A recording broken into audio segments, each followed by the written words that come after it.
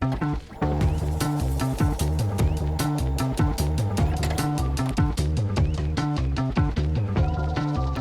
up. This is the Our Town with Troy By. Dana Gillis is here and Danielle Hart from Village of Promise. Yay. Now, Yes.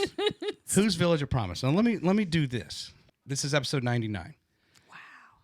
Wow. That's huge. Yeah, thank you. Congratulations. Thank you. Yeah. And I put a great amount of time and attention into each episode, right? And I always say, hey, we got a special episode tonight. Well, we do, because anytime a nonprofit gets to come on here and tell a story, I would say there's going to be some percentage, a majority of percentage, arguably in the area that have never heard of Village of Promise.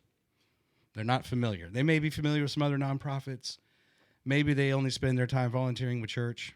That's a good thing. But I hope that part of my platform now is to give time and attention and allow people like you who represent something to come in and talk about your organization. Yeah, doing a great service. Thank Yes, you. you are. So I'm going to do this. Trivia question. Of the 99 episodes I've done, how many were nonprofits? Let's say 98. You're 99. So of the 98 I've done, how many are nonprofits? I'm going to go with 73. Whoa. That's a big number. I'm going to go with 36. 25. Okay. Yeah. Now, and I'm going to read them. And there's a reason I'm setting up a point here, and you know what point I'm going to make. So Caddyshack is a cat rescue over at Low Mill. That was one. TARCOG, Top Alabama Regional Council of Governments, if you're familiar with the COG. Absolutely. I think the TARCOG is 12 of 12, right, of which our 5 counties belong. First Stop, meeting the homeless where they're at. He's got a beautiful new facility, still serving veterans. Downtown Huntsville is considered a nonprofit. I think it's a 501c8. Yeah. Downtown Huntsville Incorporated. Let's see, the Mark Forster Foundation. That's a friend of mine whose brother was killed in action in Afghanistan. Interviewed him twice. He's the only guy I knew when I moved to Alabama was Thad Forster, his brother. So Thad's been on the program, episode 5, and then later on.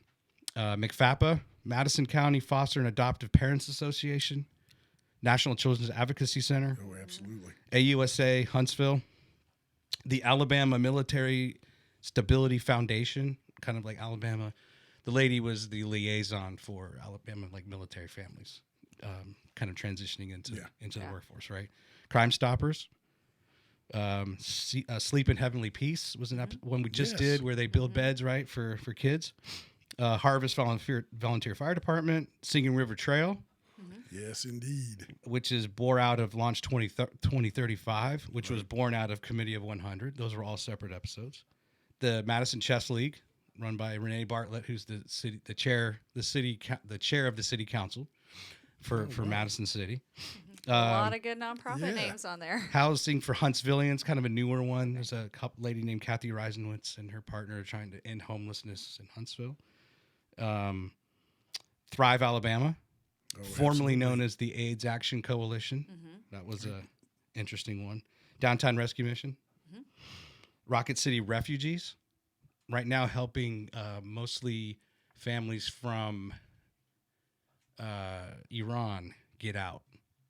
Is that right? Oh, wow. Is that right? Afghanistan. From Afghanistan. That was fairly recently. So former FBI guy trying to help. Cousins. Yeah. Let's see. Madison Arts Alliance and the Decatur Morgan County E-Center and Wellstone, which you should be familiar with. Oh, absolutely. Yes, they're a partner of ours. Then, and I'm building up to the big. Why did I bring all this up? Again, part of it's just telling the story of North Alabama, right, and the great work that we do here. I interviewed Mayor Battle from Huntsville, which is cool, and then I interviewed, I'm trying to blank all of a sudden. Ashley Ingalls Ross from the Chamber. Oh yeah. Small Business Awards. Which leads me to, I kind of ended on the Chamber, because you guys won. I wonder where this is going. Of all of the nonprofits, right? And I've interviewed a ton. Doesn't represent all. I think there might be 2,800 nonprofits in the greater Huntsville area. You all were voted the nonprofit of the year this year, right? Yes, we were. Yes. Congrats. Yay. Yay is right. And that was back in September?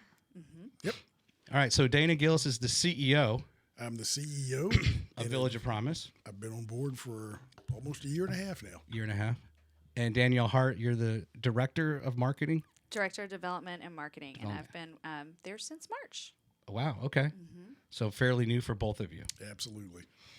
What is it that you like to say to people? We're going to get into a couple other things introductory here, but what's that elevator speech type thing that you give to people when they inquire, hey, what's the Village of Promise, Dana? What's the deal? I think our elevator pitch is basically we are a family advancement center, and our job or mission, so to speak, is to help move people out of generational poverty. And what's unique about what we do is we are place-based in our methodology, and it's basically plant your flag in a community and try to address. Uh-oh. 1 second. Your camera went down. Ruh-roh. 1 second. I know what it is. Oh, And you're back, Dana. And you're that back. Was scary. What did you? Like magic. trying to place. Basically, what we're trying to do is help families move out of generational poverty, and we plant our flag in a community neighborhood. And for our case, it's in the Northwoods community in Huntsville. Right. It's part of the Huntsville Housing Authority. And what we try to do is move families out of subsidized living and ultimately get them to the point where they're probably transitioning to apartments, transitioning to single-family residences. But we're focused on the kids, starting with preschool and following them from cradle to career. So let's talk about the two founders. I think there were two founders of this, right? In the Huntsville area. Can you talk about, either of you, what need, how did they find this need or this passion for this? So our co-founders, Bobby Bradley and Gloria Betts. And basically what they did is they took the opportunity to look at or try to identify the poorest community, the poorest neighborhood in the city of Huntsville. And in looking at census data from 2010, it identified the Northwoods community, and also there's a single-family housing community called Love Community, or the Love subdivision adjacent to it. And what they were focused on is how can we make a difference in that particular community? What was really unique about it, once they identified that community, the aha moment was for Bobby and for Gloria, this is where we grew up. Right. So there was also that commitment of not only making a difference for people that just don't have the resources to get ahead in life, but it's, wow, this is where I grew up. So it really means something to try to make that difference in the place that was where I began, where I had my beginnings. Yeah. Now, were they both already retired, independently wealthy? Like, were they like, hey, I've got time in my life to devote to this? Or were they slugging it out still kind of 9 to 5 and just had this side passion? I think, I can address it from the standpoint of Bobby Bradley. She was a successful businesswoman in the area and had just gotten to that point of, I've made this financial success in my life. Yeah. What can I do with, the earnings that I've got? What can I do to make a difference? Give back. Yeah. And she decided to give back, and that was the location she decided to make that difference. Go ahead. She is still very heavily involved today. Really? This is a passion project for her. This is a part of her heart. This is part of who she is, I would say. Absolutely. So this is from your website, right? The About Us section, and I'm going to focus on this third paragraph that's visible on the screen. I can make this a little bit bigger for you all to see if you want to. If you can see it over there. But this kind of lends itself to what you were just saying is, hey, we have this idea. Let's go help a community, a village, and like, well, wait a minute, this is where we grew up. And this is the interesting part. Bobby describes the neighborhood of her childhood as a true village. At the time, she says, it was a new African-American neighborhood, and people owned their own homes. These were dual-parent families. They were all hard workers, and everybody looked out for one another. They realized the importance of education, so there was also a push for the children in the neighborhood to take their studies seriously. It was assumed that everyone would go to college, and after that, everyone would go into whatever career they chose. So I guess from a history standpoint, like, what happened? Was it a downturn in the economy and people moved away, lost their jobs or something, and then the neighborhood turned? I think it's what you find in a lot of communities all over the country. A lot of the homes that Bobby talked about in the Love community, where you had the single family homes, They were owned by African Americans of substantial means. A lot of them were professors or some way connected to Alabama A&M University. Mm-hmm. So education played a big role in moving ahead. You also had government workers that were working for NASA. They were working on the arsenal with the Department of Defense, Yeah. with the Department of the Army. And those individuals, as they moved in, you get this flight of others who may have had residences and owned homes that decided we're going to move farther into the suburbs. Oh yeah, right. And you get minorities that come in, Yeah. and the folks that were there definitely took care of those homes, took care of each other. I mean, that was kind of the way that I grew up, and I've watched the transformation in my neighborhood back in Virginia, and the same thing happened. As those areas became less diverse, resources go in other parts of the city, other parts of the region, and then those families, they also want some of those same things. They move out, Yeah. and then folks that may not have the financial resources start to move into the areas, or there's rental properties that go up. This was probably before even the Northwoods community came into being. Yeah. And then once you have that Huntsville Housing Authority community that is built in that area, then you've got a whole new shift where people and businesses want to move resources out. And once those resources are out, it's hard to bring them back into the community. Gotcha. Now, how approximately how old is Bobby? Like in their 70s? Bobby's in her early 70s. Early 70s. Okay. You would never know it. She looks like she is much younger, and she's definitely got the energy She of has the somebody energy. much younger. That's what's keeping her young. You know, she's got more energy than I do at this point in life. So the other element of history, and I heard you mention this when you got interviewed by Steve Johnson, right? From is that from WHNT. WHNT? That it was modeled after like the Harlem Children's Zone. Absolutely. And if you even go back to, there's an article from the Post, Washington Post. It was during the Obama era that they had set aside some money under this, what's it called? The Promised Neighborhood Program. Right. But I wasn't sure because I guess it was 300. There were 300 communities in the country that all applied for basically grants to get $10 million to kind of get this going in a neighborhood in their city.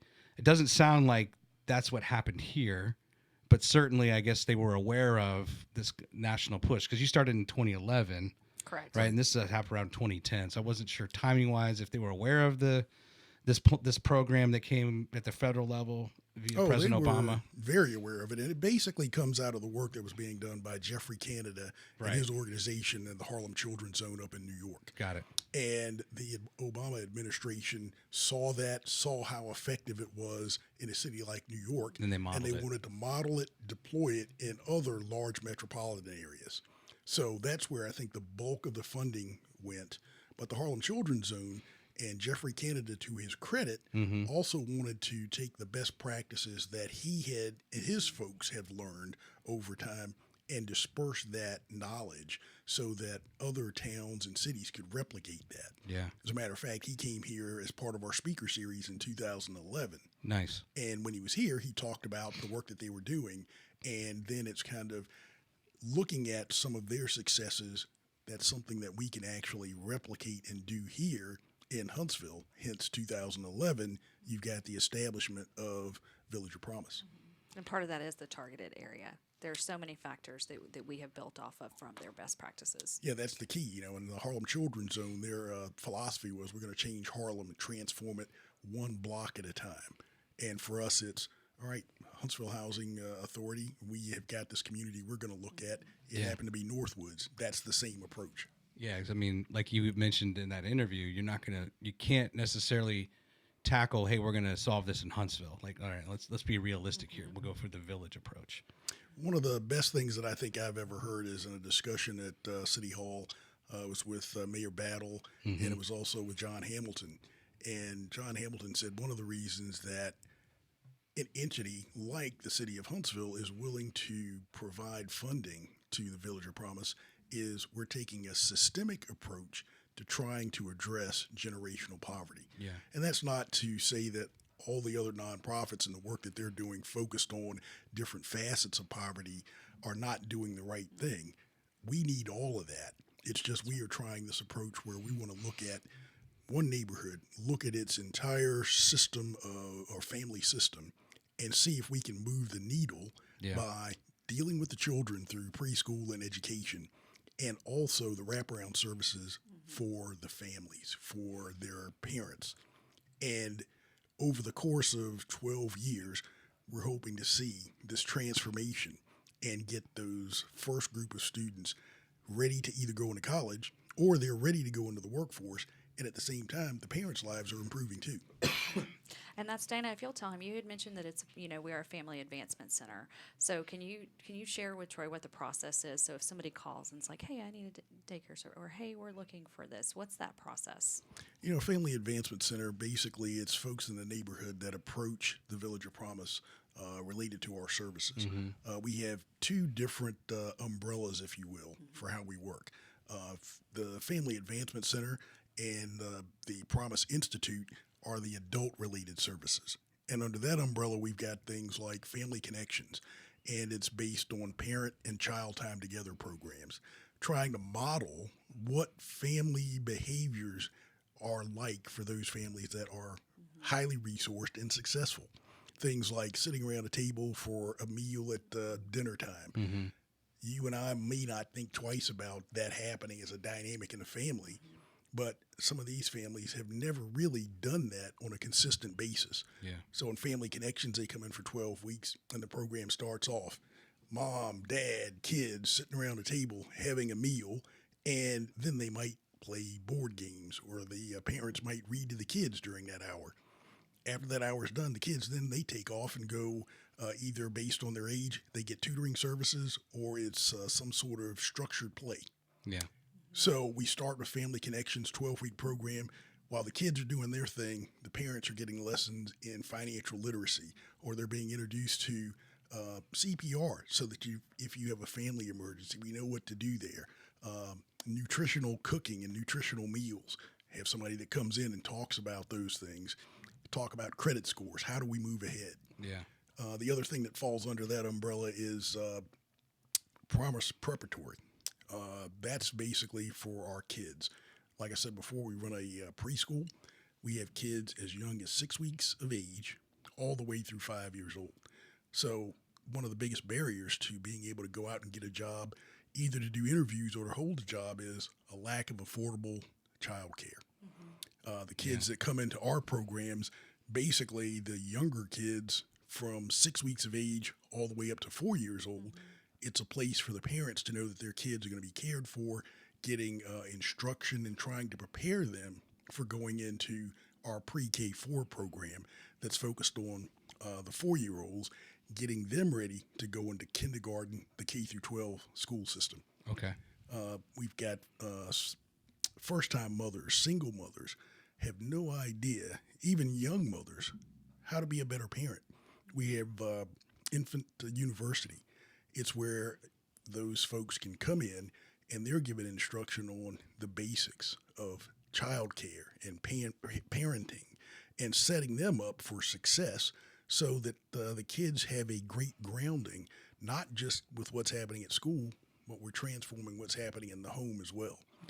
Because research shows we can do all that we want to put kids in a bubble from an educational standpoint and do great things for them. But by the time they get to the third grade, if they're not getting the support at home where parents are reading to their kids every night, developing a love of reading, a love of education, kids start to fall behind in the third grade, and they continue to fall behind. And that's kind of where you get the indicators of who's going to drop out of school by the time they get to the 12th grade. I love this picture.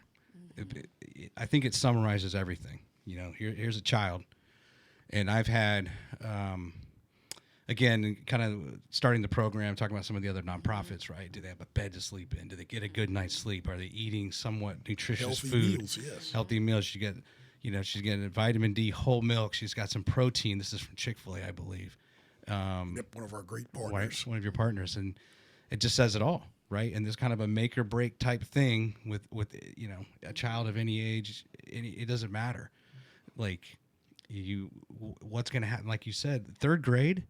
At third grade, you can look at scores and to kind of determine the future.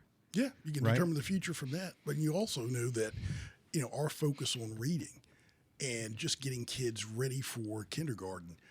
By the time resourced kids get to kindergarten, they're fine. Under-resourced kids, they're at a 30 million word gap. And what that means is Wow. they don't have parents that are reading bedtime stories to them at night, Yeah. or just reinforcing, just having chats like we might have, or like any parent might have with a young child to Yeah. try to teach them language skills. They're not getting that because parents in some of our programs, they're dealing with daily survival. And that's the last thing that they can really focus on is, all right, kid, you're going to make it on your own. I got to go and make sure you've got food and a roof over your head. Yeah. So, I mean, we're talking basic, very basic things. And what the Village of Promise does is serves as an ecosystem to try to make sure that the families have stability as they're trying to change the track and move on with their lives. And that too is the absorption. So, sadly, you can't teach what you were not taught.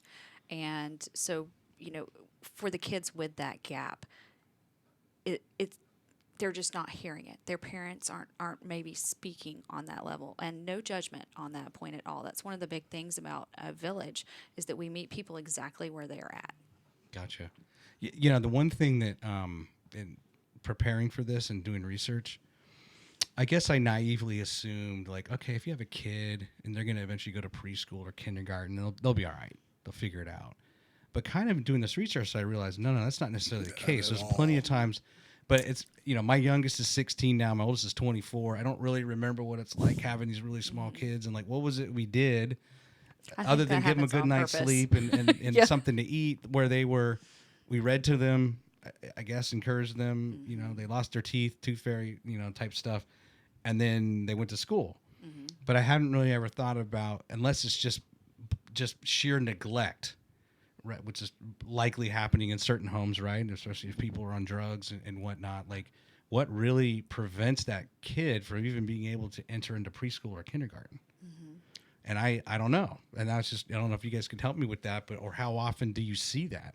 Well, what the Village of Promise does is we step into the breach to try to keep that from happening. Gotcha.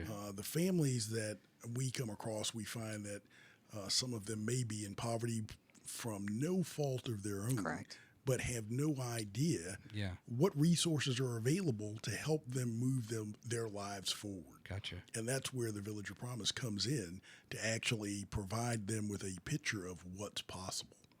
And I think one of the keys, or as I've heard it called through one of our board members, the special sauce for what we do, is we've got a licensed social worker that is part of our Family Advancement Center. And when families come to us, they are asked, what do you want for the future of your family?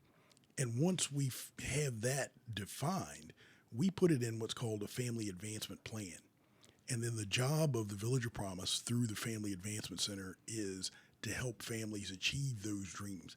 And, it's not like we are defining what the American dream is for a family. The family tells us, what is it that you want for your children, for yourselves? And then our job is to serve as the ecosystem to bring together the resources to help make that happen for the families. Gotcha. And success looks different for everyone. So if you are reaching towards your own goals, that's a part of what Dana was defining. You're more likely to reach goals if they are your own. And we are very fortunate to be a local nonprofit, so we can twist and turn and create programming if we need to meet people exactly where they're at.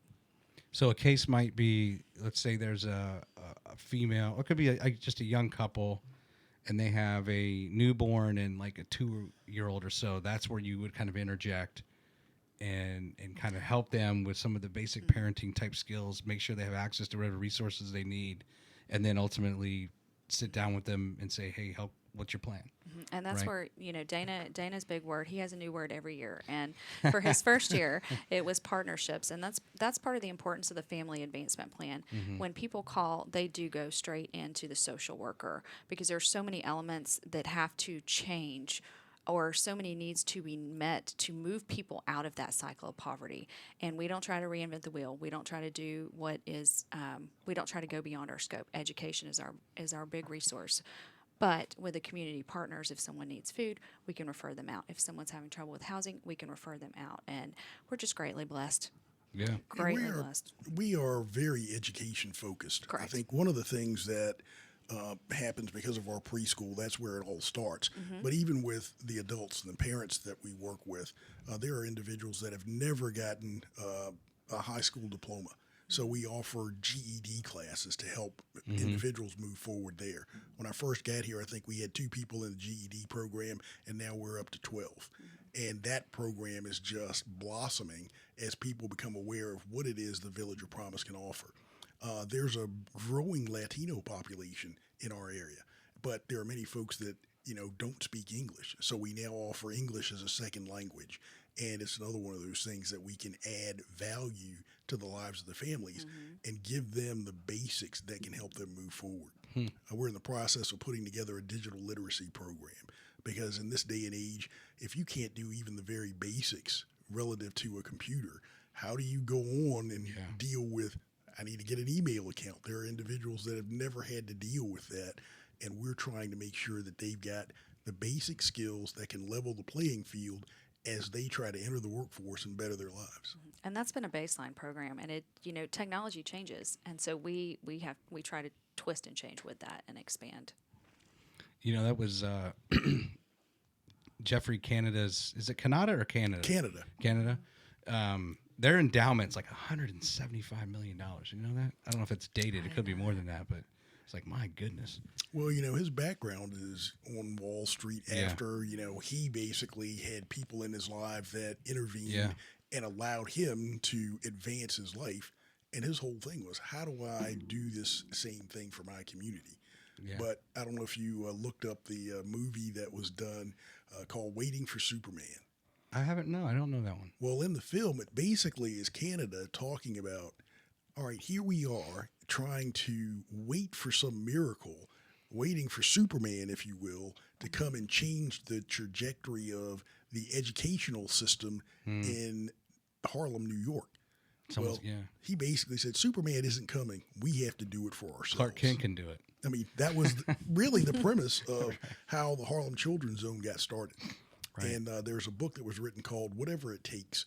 I can't remember the author's name, but that book lays out his journey and how he came to, all right, we're going to build this charter school and we're going to change Harlem one block at a time, and it's got to be done through education. Yeah. Yeah. One of the nonprofits that's fresh in my mind was that Sleep in Heavenly Peace. And it's amazing to just think, again, it was only 10 years ago.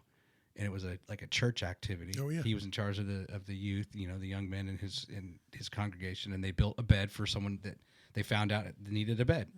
And here we are. They have 500 national chapters now, or chapters, right, of the Sleep in Heavenly Peace building beds. It just starts with one idea, one person, one group of people, right?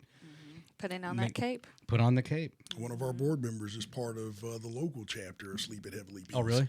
And it just comes out of one of the things that we started when I got on board is a lot of folks feel if you offer the service, people will come. Yeah. And the way the Village of Promise works and the way that the Harlem Children's Zone works is it's not just waiting for people to come. You literally get up, go out into the community, and you're knocking on doors, telling people what you do and encouraging them to join with you in changing the trajectory of their lives. And our individual who's in charge of family advancement, our director's name is Tashay Bikes. She and members of her staff went out and literally knocked on all 280 doors of the units that are in the Northwoods community, telling people what we do. And that was how we saw growth in things like our GED program. Yeah. Because people were like, wow, we didn't know you guys did that. And we periodically do those door knocking campaigns, and we get with the residents council, go to all of their meetings just to keep them apprised of the different things that the Village of Promise can do for the community. And that's a trust building factor. And that's so important when you're walking alongside people. They're taking the hard steps and moving forward, and you have to trust somebody. And we just get to, we have the honor of walking alongside them every day. And it's like I tell folks, my story is their story. I grew up, I started off in one of these housing project units when I was a young kid in Newport News, Virginia. And, somebody came in my father's life, put him in a position where he had the ability to save up enough money so that he could then go and buy his first home. But I know that journey. My grandparents lived in subsidized housing, and I would go and spend the nights with them over the course of, my young life.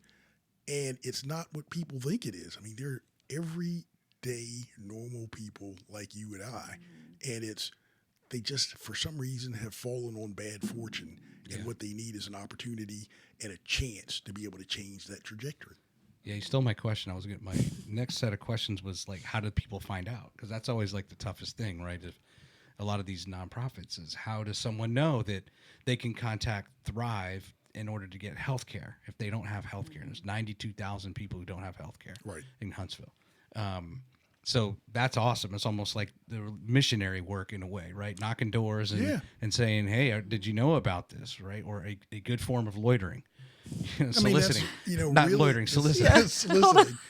That's loitering and soliciting, right? When you hang outside your door till they answer. But I mean, that's how you build trust with organizations. And I think that is another part of the secret sauce of what we do. Yeah. And it's also the partnerships that we build. We've got a partnership with Thrive Alabama, and they come in and talk to our families and family connections so that we can now help them build relationships with a medical provider so that their first medical intervention doesn't always take place at the emergency room. Yeah. So between partnerships and literally word of mouth, knocking on doors, and every month showing up at the residents' council's meetings to let them know we are going to be here, and awesome. we're your advocate, your voice, and we want to do what we can to help change the trajectory of your life, to transform lives. And speaking about healthcare, we had a program that kicked off in January of this year that was the Health Services Program. And that's just an incredible resource. Dana, it spoke to people trying to go into the emergency room as the first line of care and different, and things like that. Dana, do you want to talk about health services? Yeah, I mean, our partnerships with things like Heals Incorporated. Yeah. Our kids really didn't have a school nurse in our preschool. Before we started this partnership with Heals, teachers would see some kid. I see a kid with spots. I'm taking photographs. Does anybody know what this is? Google it. And now we through the partnership with Heals, we were able to get a school nurse in 2 days a week. And we also have access on the off days because the school nurse is one that also works over at, I always forget the elementary school that our kids feed into. But we're sharing those resources. We're also associated with Wellstone. Yeah. They're providing mental health services to our kids. And this is because of a partnership and grants that we were provided from the Community Foundation. They saw a need there, and we partnered with Heals and Wellstone to provide those services not only to the kids in our schools, but to their families. Post-pandemic, kids that were under-resourced probably got hit harder from a mental health standpoint than any other group in the country. Yeah. So this is a real game changer. And that's what, Dana said, the Community Foundation and Compass Society helped us launch that program. And then this year, Huntsville Hospital and the Community Health Initiative stepped right in to continue that funding. That's awesome. Tremendous community. And Dana has a lot of dreams for mental health and what that's going to look like within Village of Promise. So Do you? Yeah, it's just, we want to try to make sure that it's not just ending those services when the kids leave the school, but also making sure that those services go into the community that we're serving. The Huntsville Housing Authority has been working very closely with Heals as well. So during vacation periods, Heals' brand new mobile unit goes out to the communities all over the city because kids might not have those services during school break. So now we're taking those services into the communities so the kids maintain access, but also now the parents get that same access. Yeah. So it's just trying to make sure that we can grow that program. And once again, still working with groups like Heals and with Thrive Alabama, with Wellstone, making sure that families have continued health care and continued health maintenance so we don't get to the emergency room as the first stop because we don't have any sort of a relationship with a healthcare provider. Yeah. Why did each of you let's start with you, Danielle. Why did you choose to come work at Village of Promise? Working at Village of Promise it's a mission. And when I first started discussing and learning who Village of Promise, I'm going to say who because I feel like we are an entity. We are a village. With that, it's a mission for me. It's definitely daily. You're stepping into the trenches, and we're very fortunate as staff to have a leader like Dana who is right there in the trenches with us and moving forward. But the mission is for the families and the kids and the change. So whatever you were doing before was just not really fulfilling. No, I wouldn't say that. I was in nonprofit previous, and then Okay. I was very, very fortunate to be able to take. I saw a window to take a couple months off, and I did that because I don't feel like we don't get that as adults. Like, do you Okay. Yeah. So when I joined and jumped on with Village, I got excited when I looked it up online and learned of the opportunity. And then when I was able to speak to Dana, and Dana is really passionate about our mission and supporting that. So I was already excited.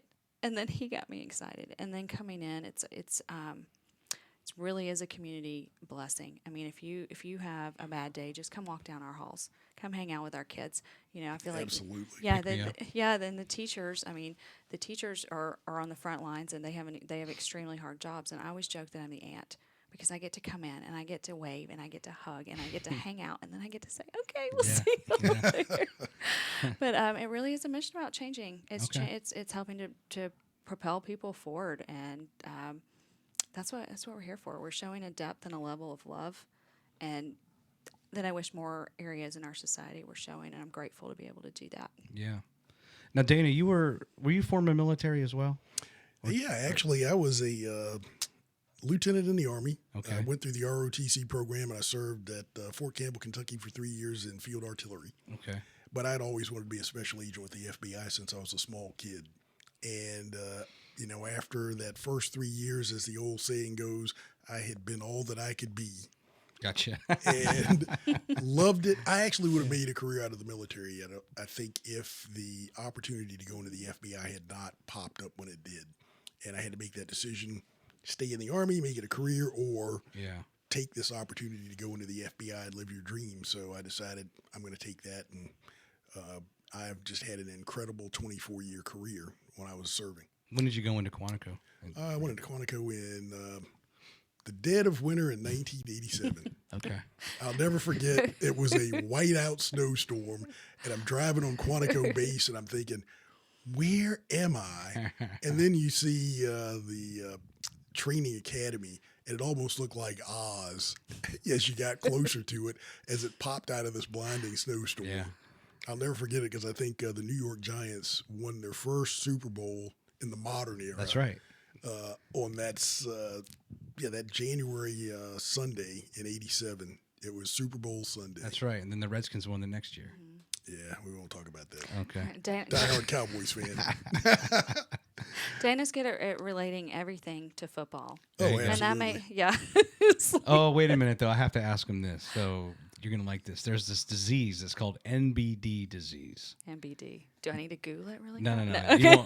You won't find it on Google. Okay. But it's for those Cowboys fans who've never been to Oh, Dallas. Have you been to Dallas? I actually served in Dallas for 2 Okay. years Yes. All right. and went to a number of Cowboys games. I am a diehard fan. That's just a joke we have up in the D.C. area because I was in Northern Virginia and NBD. Oh yeah, that's funny. I've never been to Dallas, but I love the Cowboys. Yeah. That can go across all areas of sports. And just when did you go to James Madison? I graduated from Madison in '83. Oh, that's right. I did know that. Okay, Yeah. that's right. And then so you graduate from Madison, you go into the military, then you go and And then become I a went into special the agent. FBI. So, how I ended up with the Village of Promise, Bob Ludwig, who used to be the editor of the Huntsville Times, Okay.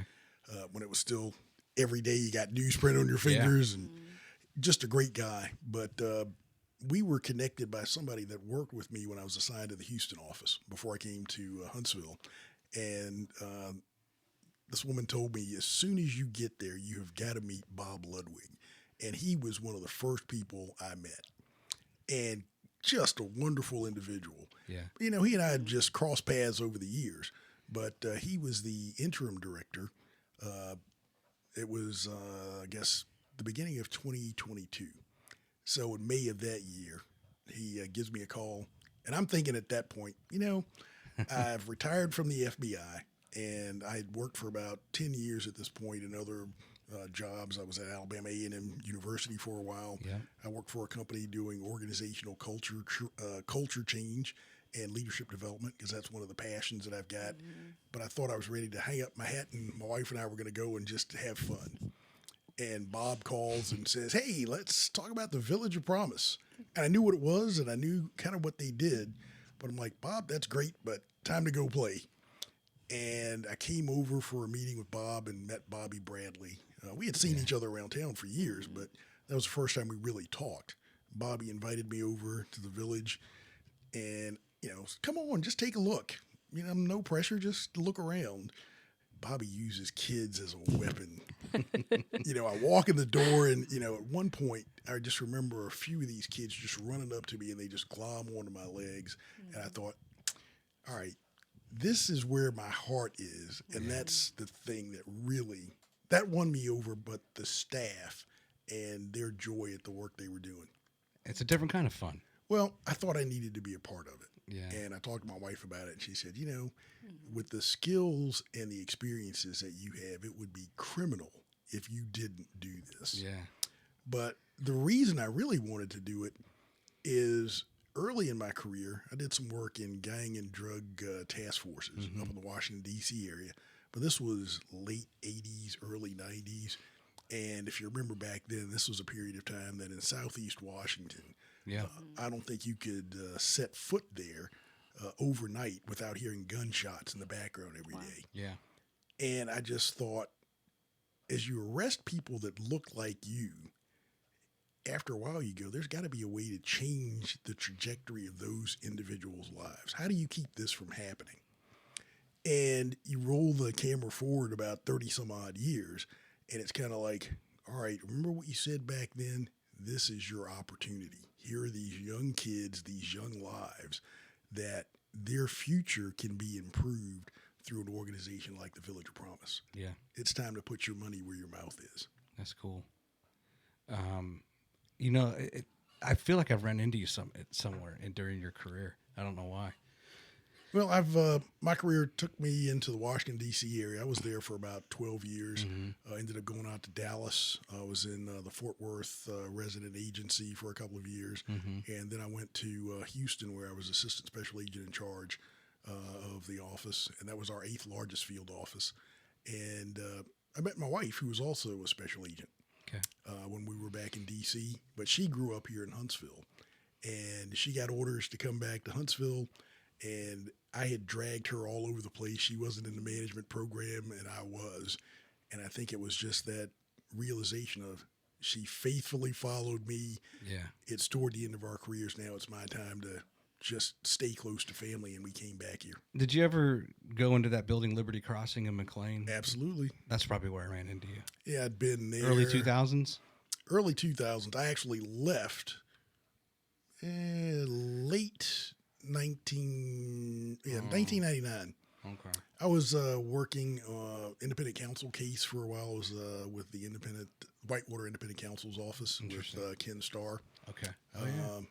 Then I ended up going to Dallas Fort Worth, and I always tell people I had the Forrest Gump career of the FBI, with the independent counsel case in Washington, and then I go to Dallas Fort Worth.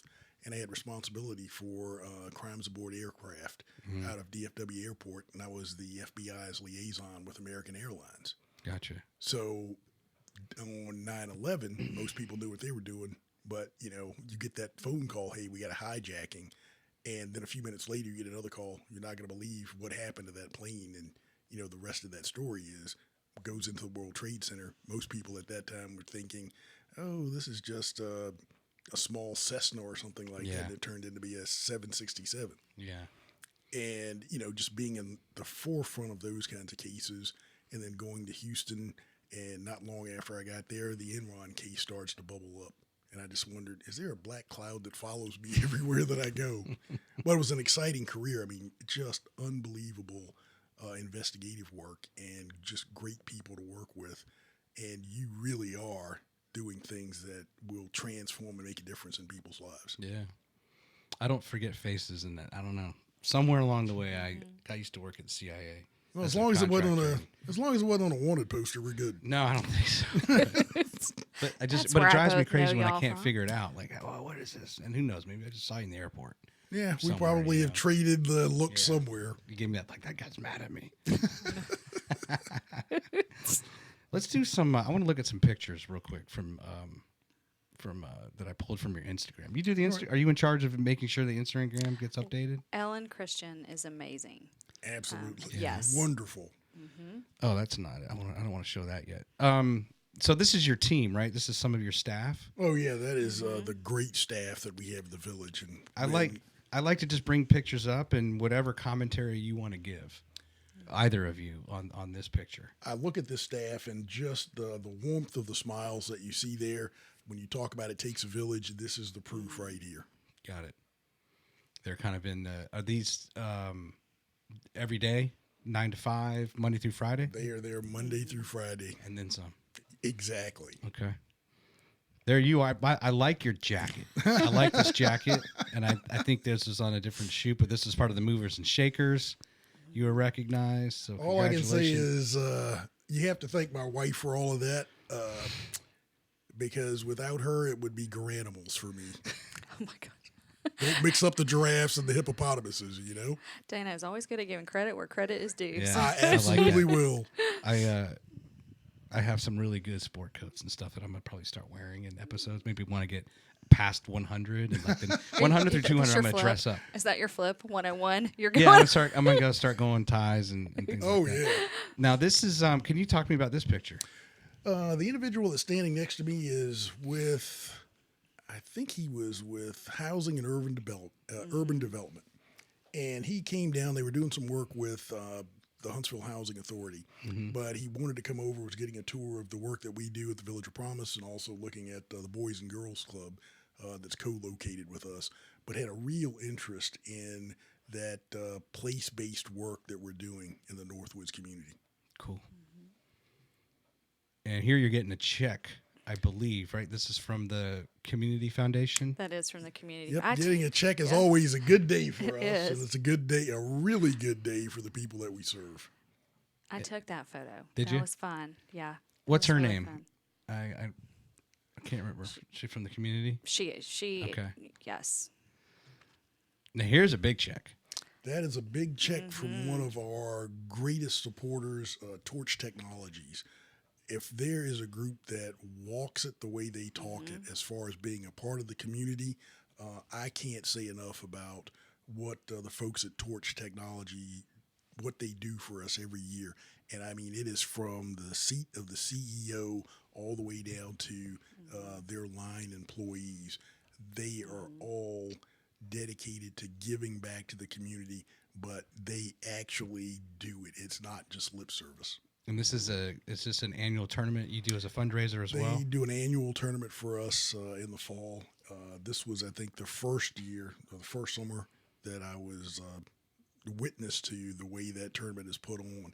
And I got to say, Bill Rourke and the folks that are all part of Torch, absolutely tremendous, great people. Absolutely, and they support year round. They're incredible. Like Dana said, their staff, they have photographer Nancy, and she's incredible. She shows up at any of our events, so we're grateful. How tall are you, Mike? Or not Mike? I'm sorry, Dana. I don't I'm want gonna to forever call you Mike now. You just No, look, I'm just I kidding. don't know why. I'm thinking I Michael know, I look Jordan like or a something. giant in that picture, but I'm only 5'11". Oh, okay. Maybe Bill Rourke and I are the same height. Okay, there's that one picture. So this is during the Small Business Awards, right? When you won? That was an incredible night, and I remember when Danielle and I were working on the application for the Small Business Awards, we're thinking, I would just like to be a contender and, it's going to get some name recognition and let people know that, hey, the Village of Promise is out here. And then, we can talk to a larger audience. But I remember when they announced the award, I now know how individuals at like the Oscars feel because it was, in the Village of Promise. And I'm looking around going, what did they say? What did they say? What? I literally had to Who's be that? like, go, go, They didn't say go. my name. And then Bobby and I were walking up and we're talking to each other and going, they really said the Village of Promise.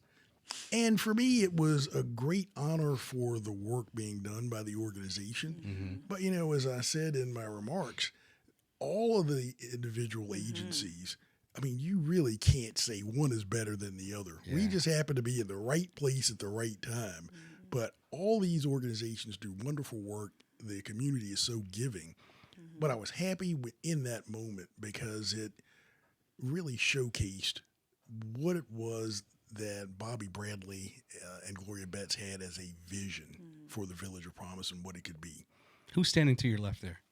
That is our co-founder, Bobby Bradley. That's Bobby Bradley. Okay. And I just remember as I stood up there and after we got called, and the first thing that came to my mouth and mind when I stood in front of the microphone is, I really didn't have anything prepared because I thought I would be the guy sitting there clapping.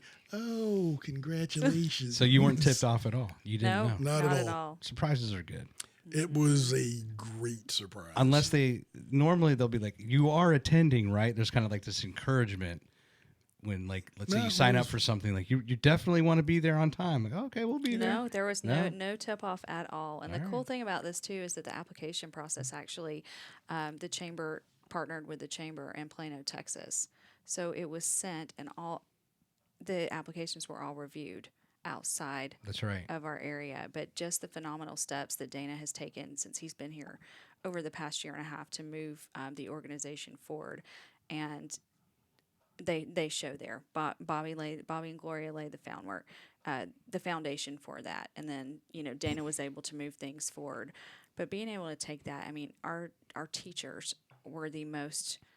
They were so excited, That's so because cool. it really is. I mean, we are really all in the trenches together every single day. I've said that, so if I say it again, I might. I'm just kidding. Yeah, I think, for me, what it meant is the recognition of the hard work that goes into it, but we all know why we're there. Yeah. And I was at a conference earlier this fall, and Geoff Canada spoke to about 500 people that were all part of this place-based community. And the very last day, he comes out and he says, this work is not for everyone. It is soul work. And you have to be willing to work at the level of the soul, because that's what we're doing. We are transforming souls. And it is not a 9-to-5 job.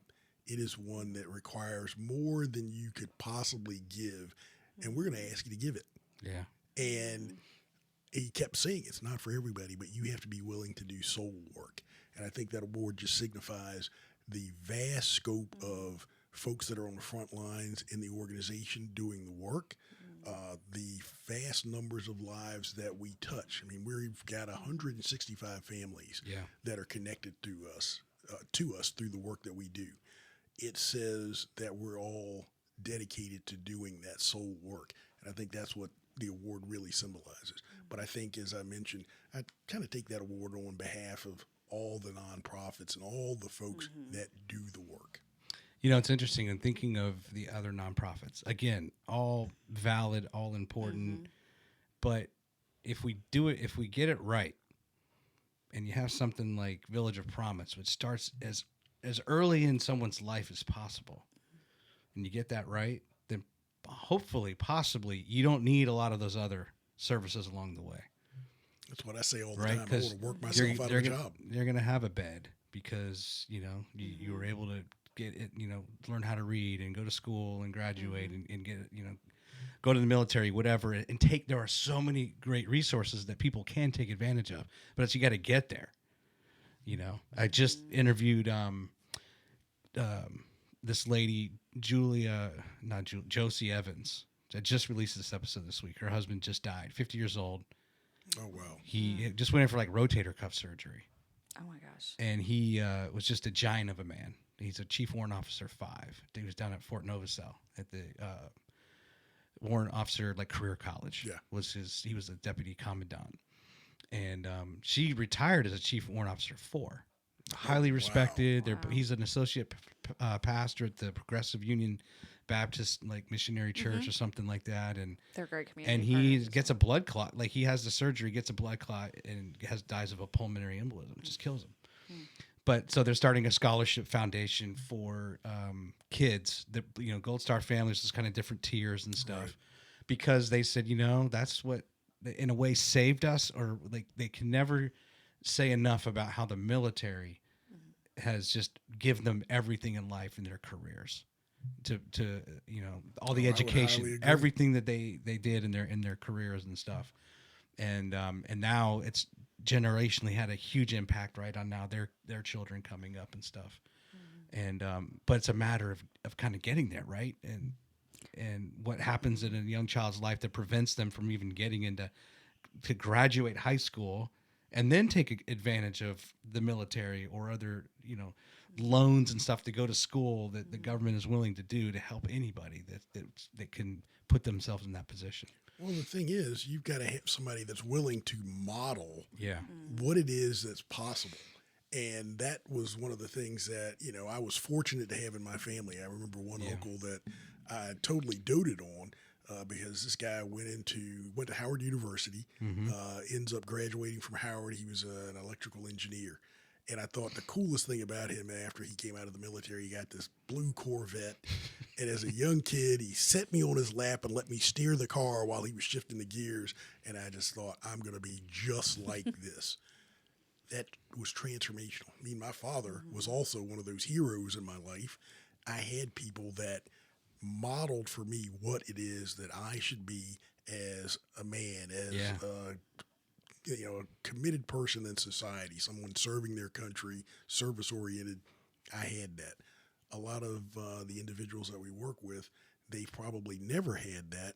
And studies show that if under-resourced children don't have exposure to what's possible, then that cycle of generational poverty continues. Yeah.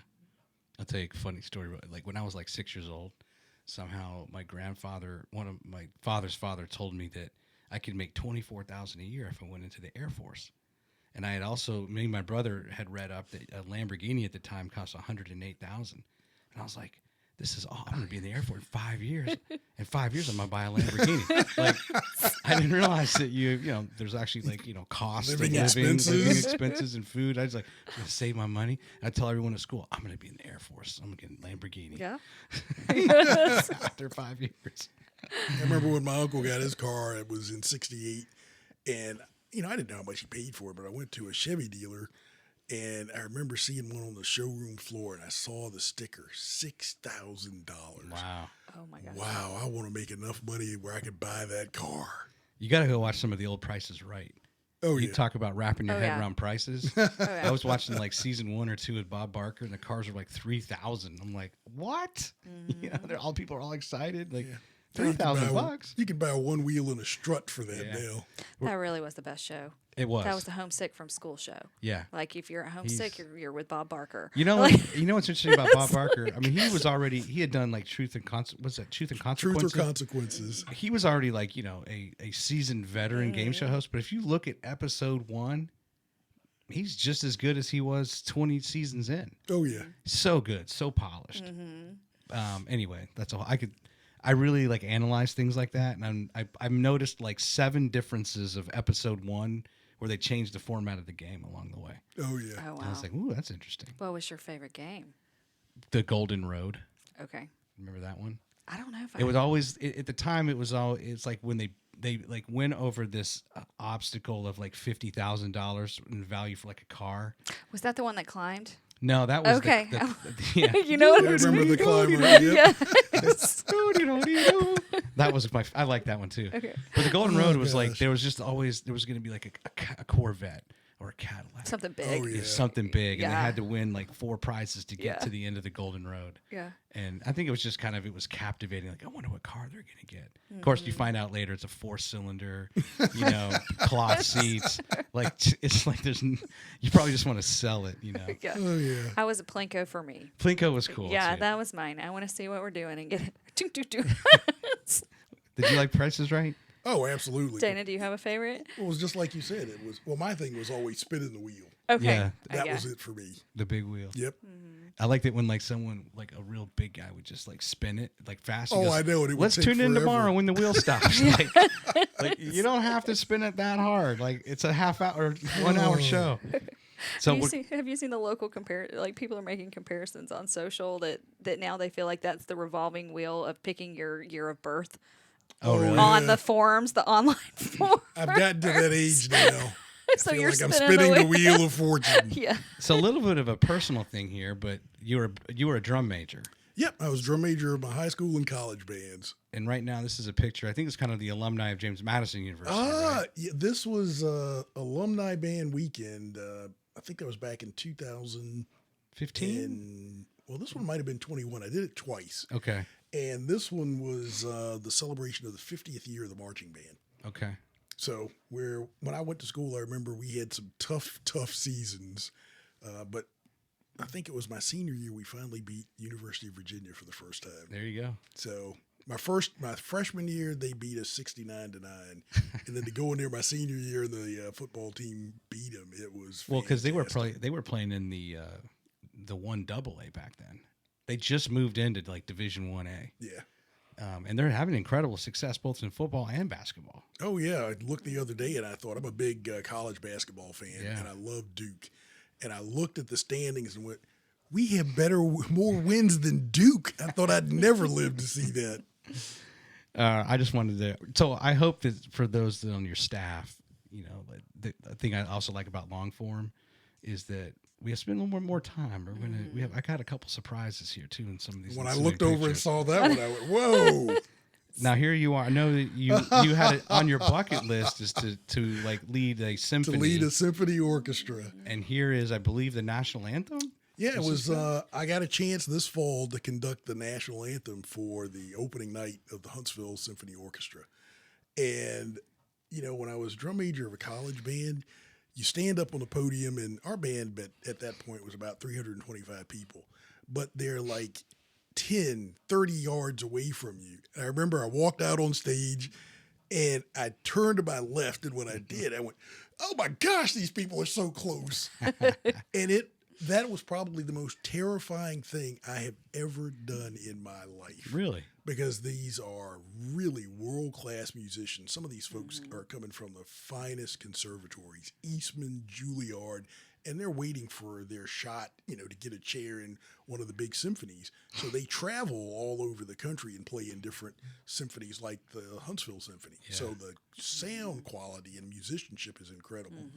And when I turned and thought, I feel like the biggest fraud in front of all these folks, because I started off as a music major. Yeah. And I spent a little over a year as a bassoon major. Wow. And one day I woke up after hearing my bassoon instructor, who made beautiful music with that instrument. And I thought, I play notes, that guy makes music. It's probably time for me to make a change. But to be able to stand in front of that orchestra, I tell you, it was, talk about a bucket list moment. That was absolutely it. But it was also the most terrifying thing I've ever done. How many in my life. rehearsals did you do?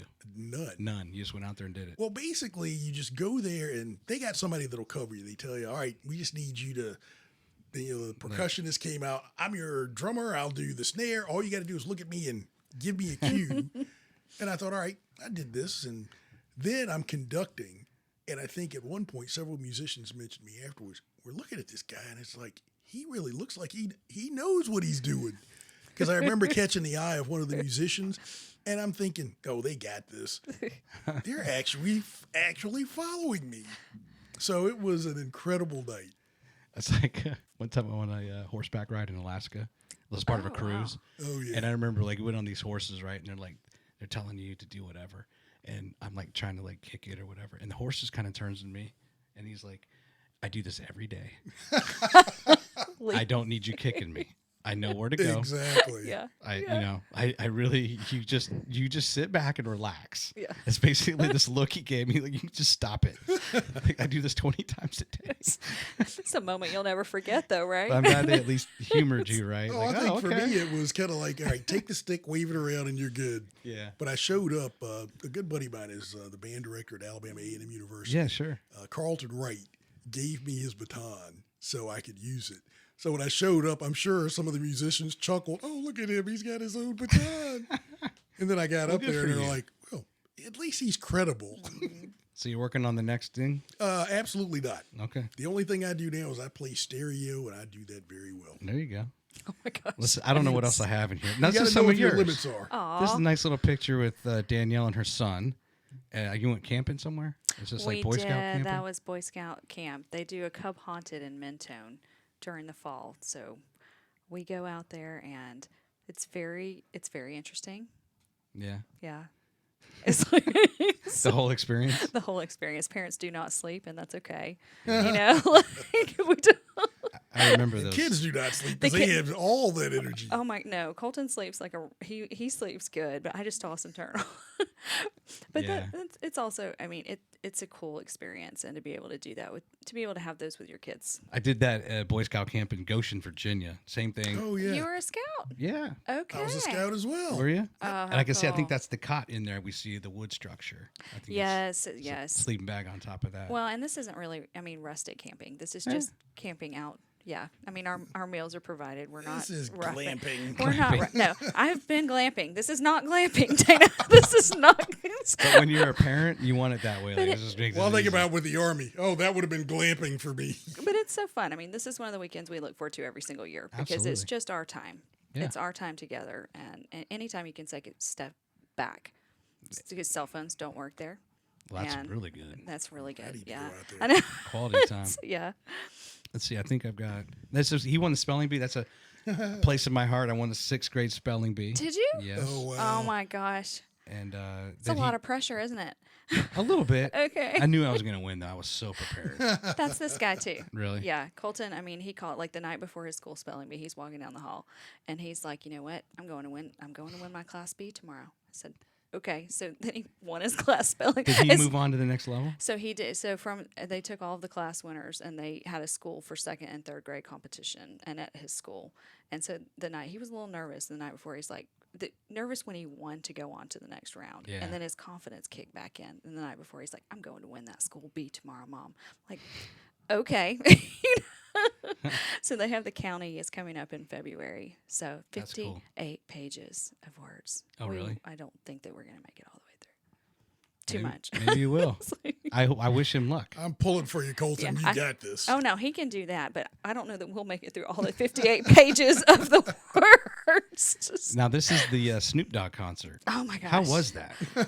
It was a very interesting experience. That was I have a habit of impulse buying concert tickets, and I 2nd row, and that's my daughter in that photo with me, teenager. It is the best concert that I've ever been to in my life. I'm a concert person. It was? Just having that experience. 2nd row. 2nd row, and rocking out with your kid. Yeah. It's like, well, I need to say that she's 16, so she's not a kid. I do not have a small Yeah. child at the Snoop Dogg I got to tell you, like, The Rock comes to mind, but like Snoop Dogg has just become this. He's everywhere. He's ubiquitous. Mm-hmm. He's like this household celebrity, and with Martha Stewart and just I this know that's deal when the double world G. changed. He's with who? Yeah, it's just weird, Yeah. but good for him.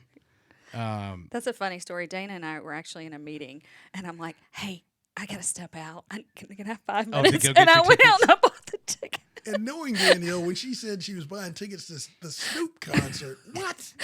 You're like, what? He looked at me and said, "What? Okay, you just go get your tickets. Get your tickets." Oh, there's so many tangents I can go on, but the interest of time. Well, that's cool that you did that. I always like. There's a few different like celebrities that have come through. Like, oh my gosh, I can't believe they're coming to Huntsville. Mm-hmm. Just go check it out.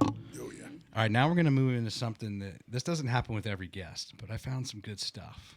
Okay. This Uh oh! Yay! We're getting into the crabbers, but hold on. Oh, that's when I got a little more. So oh this my is, gosh. I believe.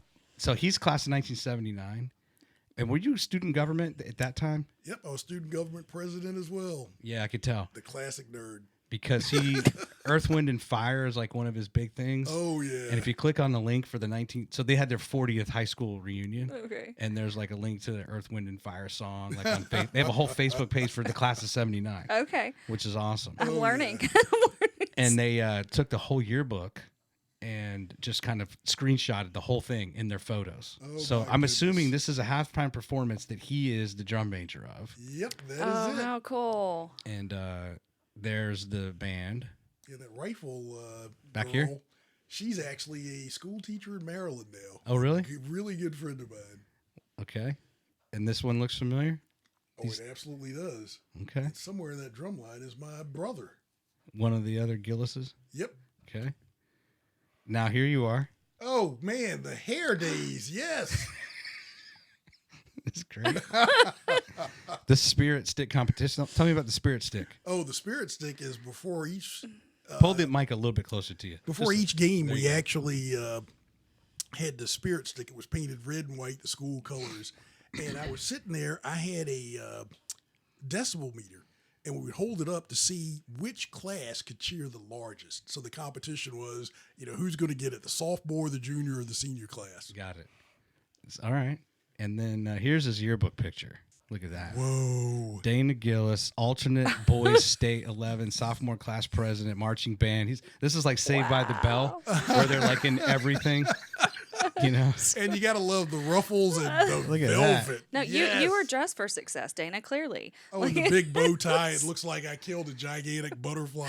I was hoping I'd come across some A-list Hollywood celebrities, like just in the mix. Like, what? You went to school with whoever? No, we're the D-list right there. No, I think that's your look for 101, episode 101. There you Bring go. back Oh the big my ruffles. I should wear the that. ruffles and the giant bow tie. I'm not sure what else I have here. That might be it. Oh, thank goodness. I knew it'd be fun, right? Oh, that is Surprise. incredible. Yeah, we can burn all those. Did you know that was there? No, I had no idea that site was. Did you go to Had those Did you go to the photographs. reunion? I went to the 10-year reunion, and after that, I think it was just, with the job, and I was all over the place. It never lined up to when I was available, but Yeah. great group of people. Surprise. Oh, absolutely. No, I think those photos are incredible. Wow. I just learned a whole lot about you, Dana. We're Erase all that from your mind. Real cool. It doesn't work for Well every. done, Troy. It doesn't work for every guest. okay. Okay. Like, so I always have every guest send me, the answers to questions, and Yeah. I'll look at the and of course I was Oh I my was raised in gosh. Northern Virginia. He's Mm-hmm. in Southern Virginia. I told him when you were using the restroom that they would just kick our butt in everything. The best athletes are in Southeastern wow. Virginia, Okay. hands down. And so I just always had this pride, Mm-hmm. like Virginia and like Southeast, right? absolutely. Especially Allen Iverson. But Well, anyway, his that's what name. Dana said this morning. He said that he's like, oh, I get to talk to him about Virginia. Yeah. Yeah, let's talk a little Old Dominion football. That's a crowded area down there. Newport News, and Oh, big yeah. tunnel, and it's, I don't. My son just married a girl that's kind of her family's from Virginia Beach, and I was like, I don't think Huntsville and Virginia Beach and some of those areas are that different. They're military towns. Oh, Like absolutely. size wise, whatever. Because they're like, well, I don't know if the schools are very good there in Alabama. Like, really, you're talking like it's almost apples to apples. I would think. Well, I always told, If not, we're better. when the FBI was bringing people to transfer from the Washington, D.C. area, Yeah. I was on a team that went to talk to people about my experience coming to North Alabama. Mm-hmm. And I said, you're going to be amazed. Think about Huntsville and North Alabama being equivalent to Northern Virginia without the traffic. Yeah. It's that, That's that much of a difference. Sure. But you've got the same things here. You've got the same types of people, the same companies. Back in Virginia in the D.C. area, we used to call them the Beltway Bandits. That's right. But you've got all the contractors that mirror those companies right here in Huntsville. And I went to James Madison University in the Shenandoah Valley. Yep. I couldn't be happier to be in this particular valley because it reminds me of Harrisonburg. Yeah. We lived, I just moved from Winchester, which was 81. We were at exit 315, and Harrisonburg is only like 70 miles from there. Yeah, I think exit 247, 248 is the exit And for the JMU. interstate literally Okay. cuts right through the campus. There's that east and west side of campus. Well, the funny thing is, when I went there, it was only on one The side. one side where the football stadium And, is. yeah, and we used to call it Harvard by the Highway. All right. And then, I go back years later and I thought 81 literally intersects the middle of campus now. Do you have time for a quick game? It's 7:29. Are Yep, you I'll do a quick game. okay? So she's gonna. This is a. Hold on. You're gonna get my emoji face. We're gonna The smiley. we're gonna play a game, and we're gonna play for T-shirts. Okay. I'm gonna give you the T-shirts anyway.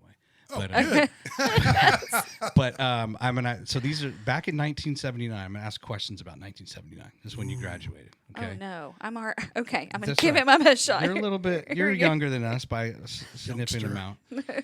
amount. And then so a first class stamp. If you can tell me how much the cost of a first class stamp and be within 5 cents, you'll you'll win a point. 13 cents.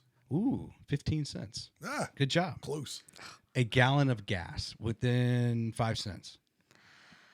Okay, let's say 102. 90 cents. Which is interesting because that was the same price it was in like 93, 94 when I was filling up my tank as a high schooler. I won't tell you the lowest price I remember. 42?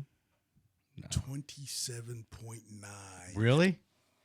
Oh my gosh. That's how old I am. 27 cents. Well, I never paid attention to the prices of gas. I was very fortunate. You know, I didn't pay attention to it until I had to start paying for it for myself. And now I watch every penny. I know. All right, the next one, a loaf of bread. Within 10 cents. Mom bought all the bread. 57 cents.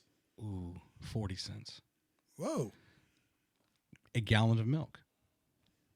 A gallon of milk Within 25 cents. within 25 cents. Let's go 65 cents. $1.50. Okay. A movie ticket within, let's say within $1. And this one's very exact. This is interesting. We wouldn't be doing very well on the Price is Right today. It's like- Bob would be like, Yeah. come on, people. $2.25. You got it. 251. So Close. he was under. He wasn't over. Okay. Federal win. the federal minimum wage Oh, wow. within $1. I think I know this one. Oh, in 1979. This is before I was born. Back when we had horses and still riding horses. Yeah. After No, you the give a gallon guess, of I'll gas. give you that one because I know that one. Okay. What was the? Tell me one more time. What was the question? Federal minimum wage. A federal minimum wage. Let's go. $2.75. $2.90. Okay. Good. I was working at the Hey, time, that's- so I knew that one. Well, let's see. So are we tied? Yeah. Yeah. There's some interesting facts in the 1 news. to 1. Look, take a victory. These are things you can use on your friends. Okay. Victoria's Secrets was founded that year, Okay. as was ESPN, launched that year. Michael Jackson released his breakthrough album Off the Wall. Yep. The YMCA sued the Village People for libel because of their song of the same name.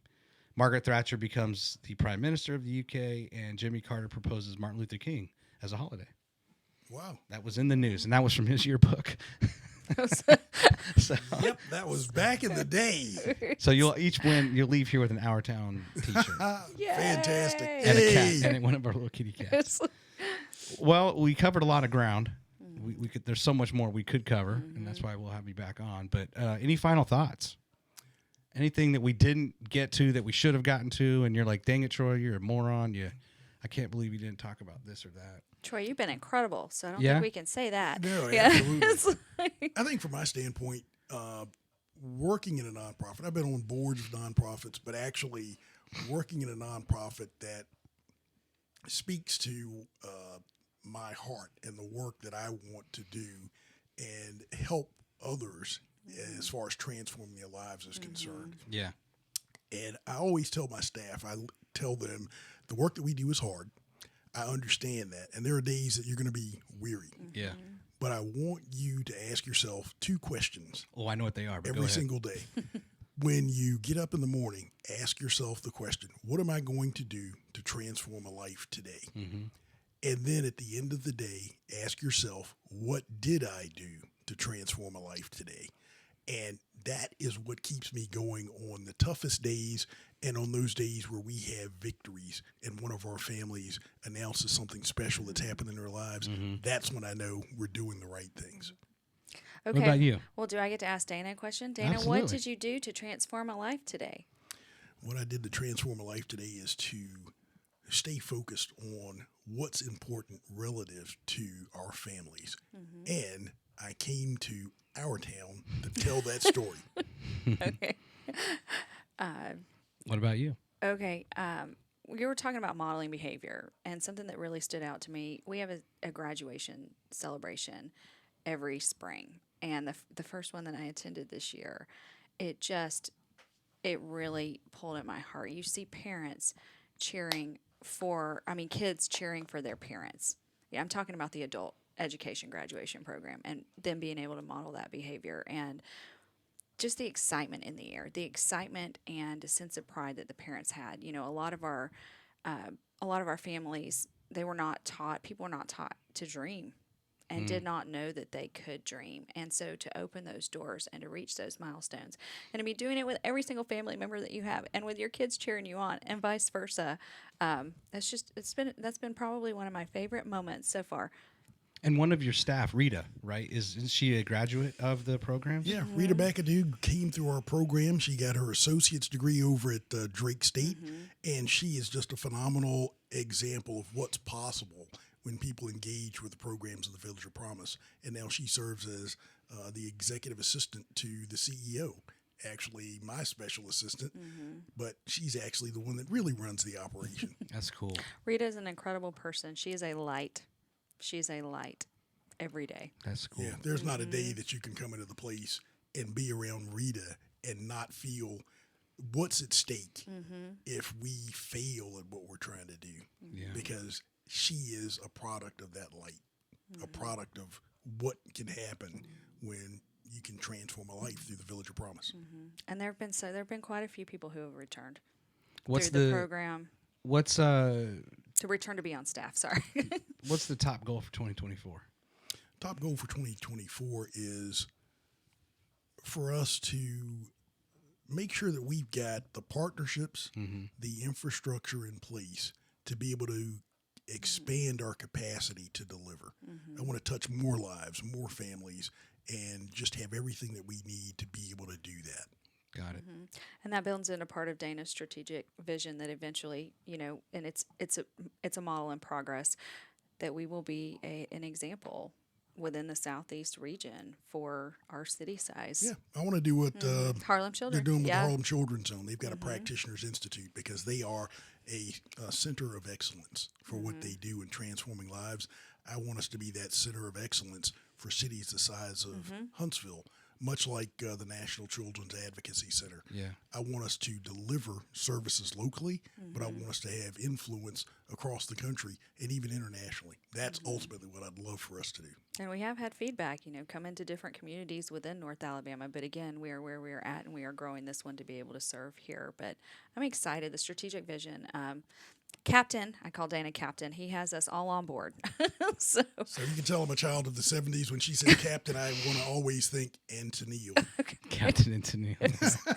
okay, I didn't know that. So now, to s- we're now, gonna- now More I'm gonna, 79 trivia. now We're I'm gonna- now I'm gonna. No, I know who Captain and Tennille is. I didn't. know.